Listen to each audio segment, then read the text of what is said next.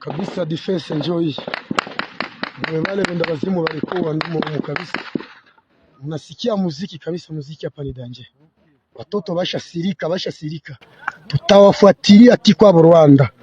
Kama wako na akili warudie kwa Rwanda mbele ya wakati.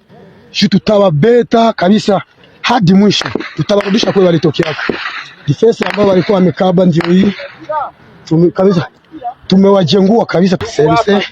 Semse ape serese ewana kabisa, washasirika kabisa, tawajengua kwa maana hii Kongo haiko yao, siku mingi na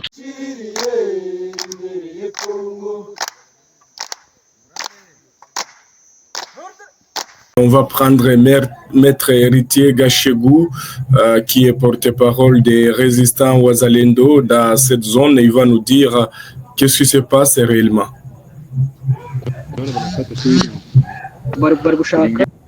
Groupe VDP Wazalendo qui ont tenu depuis belle lurette dans cette agression rwandaise. Notre combat ne date pas d'aujourd'hui en fait. La compréhension idéologique des CFDP est que notre combat contre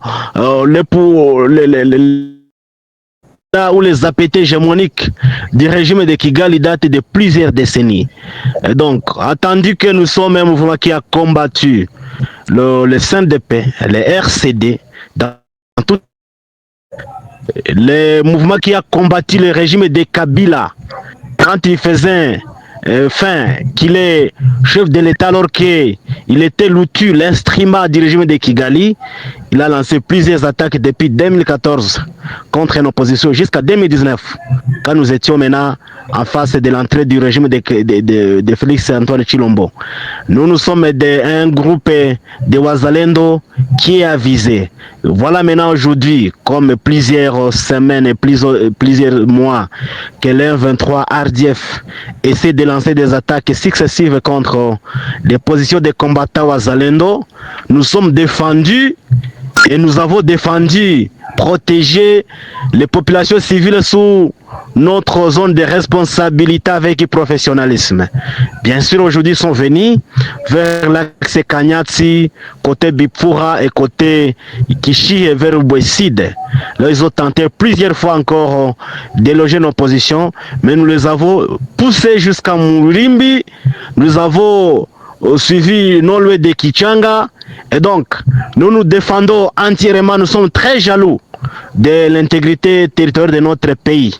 Nous faisons ce travail de titans, pas parce que nous avons besoin de remerciements de qui que ce soit, mais plutôt nous avons besoin à ce que tous les compatriotes puissent s'allier derrière notre cause noble, notre élite qui est très noble.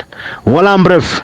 Le bilan se présente que nous avons neutralisé des éléments RDF au niveau de Bipura. Là, ils ont voulu percer. Ils ont été maintenant poussés vers le très loin encore. Et donc, nous faisons notre travail. Je crois bien que il y a encore des menaces qui persistent de part et d'autre, puisque attendu que la FRDC elle est un peu muette dans tous les fronts possibles, là où le M23 fait face à la FRDC, aujourd'hui la FRDC également, ils observent leur cessez-le-feu habituel, mais le M23 et la RDF n'ont jamais observé de cessez-le-feu. Nous sommes à l'intérieur des zones de M23, mais nous combattons énergiquement, et d'ailleurs, nous avons toujours donné la paix à celui qui a besoin de la paix. Nous avons toujours donné la guerre à celui qui voudra toujours et qui a voulu la guerre. C'est une réponse typique à chaque organisation interhumaine. Donc nous sommes vraiment avisés et nous sommes très prêts. Voilà la situation grosso modo de la situation journalière aujourd'hui dans les zones sous responsabilité de SMC. Mais il faut accepter qu'aujourd'hui, même le M23 a lancé une opération de ravitaillement au niveau de Kazaro, là où nous contrôlons, non loin du parc national de Virunga, vers l'axe Kiwanja. Mais c'est vraiment une opération de pauvreté, une opération de ravitaillement, puisque les populations qui ont cultivé depuis mars et février 2025, voilà maintenant les maïs et les haricots sont à l'étape d'être récoltés. Maintenant, le 23 y a lancé des opérations à Niamena, des machines et des cortiquaises, et en prenant même des forces et les populations civiles pour qu'ils leur aident à récolter ces produits vivriers. Donc écoutez, il faut comprendre que parmi les opérations, parmi les leitmotifs de l'armée rwandaise ici en RDC, c'est une opération guerre, pauvreté, pauvreté, guerre, guerre, pauvreté aux populations congolaises. Et donc, tandis que aussi les populations rwandaises, et même ces militaires rwandais, sont en perdition totale. Ils sont vraiment très pauvres, ça se remarque davantage. Et donc, les opérations de pillage et d'incendier les maisons des civils, de piller les biens des populations, c'est parmi leurs modes opératoires. Merci beaucoup.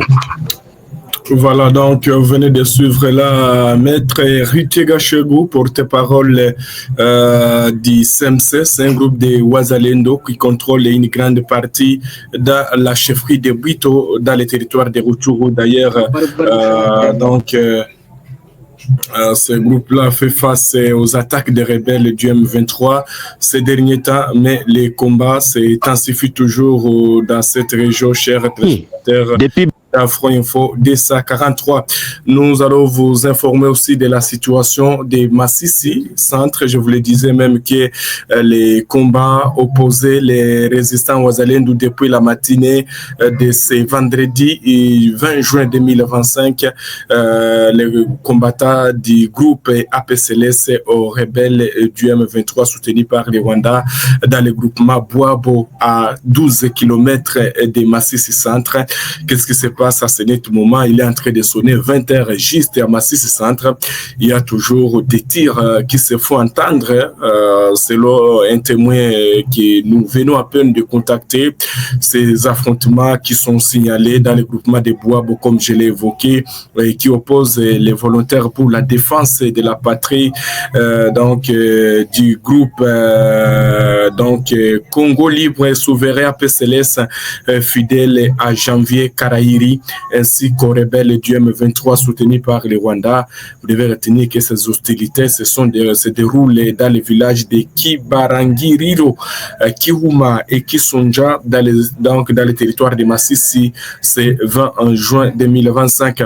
Alors, selon monsieur Héritier Boussomoke, il est président de la société civile du groupement de Boabo, qui indique que les rebelles du M23 soutenus par les Rwandais ont été repoussés. Voilà, on vient de repousser les rebelles cet après-midi et ce sont les volontaires pour la défense de la patrie dirigés par le général autoproclamé Janvier Karahiri qui occupent ces villages et se dirigent vers Massissi centre où les combats pourraient donc éclater, voire même dans les heures qui suivent. Donc, selon toujours la société civile, ces hostilités ont été lancées depuis ce vendredi par les éléments du M23 en patrouille en provenance de Massissi centre. D'ailleurs, une zone Massissi centre une zone qui reste jusque-là contrôlée par ces rebelles. Cependant, les Wazalendo viennent de repousser les attaques et les combats progressent toujours vers Massissi centre, ajoute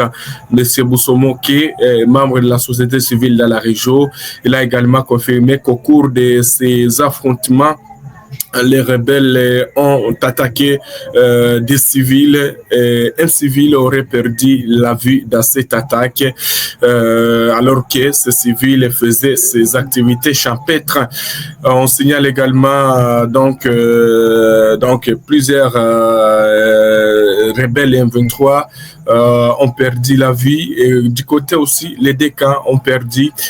Ces zones sont devenues des théâtres d'affrontements depuis un certain temps, ce qui a poussé des milliers de civils à fuir les localités désertées en réseau de combats répétés entre les deux parties. Voilà, donc c'est ça que vous devez retenir alors que les affrontements aussi se poursuivent du côté de Walikale. Les chers téléspectateurs d'Afro Info DSA 43 seront nos confrères de la radio Okapi, un mouvement important de la population est en cours dans le groupement du Kobo, territoire de Walikale. Nous sommes dans la province Nord Kivu à la suite des violents affrontements aussi survenus entre les rebelles du M23 soutenus par les Rwandais et les Wazalendo du collectif des mouvements pour le changement SMC-FAPC, dirigé par le général autoproclamé Jonas Bigabo.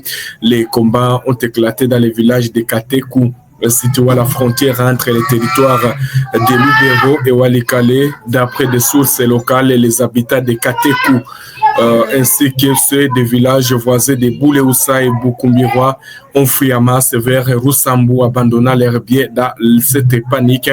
Les bilans exacts restent incertains, mais des pertes civiles sont rapportées toujours selon les mêmes sources. Un calme précaire est revenu dans la région après plusieurs heures de combat, mais la peur demeure palpable parmi les populations déplacées. D'ailleurs, les autorités locales et les organisations humanitaires sont appelées à intervenir de toute urgence pour venir en aide à ces familles en détresse. On va se diriger dans la province de l'Ituri, où d'ailleurs les forces armées de la RDC et l'armée ougandaise poursuivent les offensives contre les miliciens du CRP de Thomas Selubanga, alliés au M23 AFC. Nous sommes dans la province de l'Ituri ce vendredi, et donc les forces armées de la RDC ont pu prendre le contrôle des villages de Ekeni après que ces rebelles ont pris la fuite. C'est ça que vous devez retenir, chers téléspectateurs d'Afro Info 243. C'est un grand plaisir pour moi de vous retrouver parmi les nôtres ce soir pour être informé. On va revenir demain matin pour vous informer encore de la situation qui se passe dans notre bon cher pays. Restez connectés, les informations continuent sur Afro Info 243.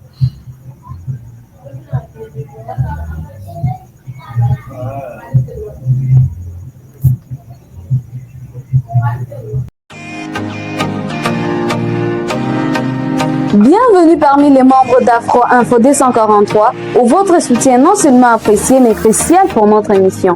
Votre contribution nous permet d'améliorer la qualité de nos services, vous assurant ainsi une expérience optimale. Nous sommes également très intéressés par vos préférences. Parmi les emojis proposés, n'hésitez pas à nous indiquer celui qui vous parle le plus. Ils ont été classés du moins préféré au plus favori. En fonction des avantages liés à vos adhésions, l'emoji de votre choix sera affiché à côté de votre nom dans la série des commentaires pendant la vidéo en direct.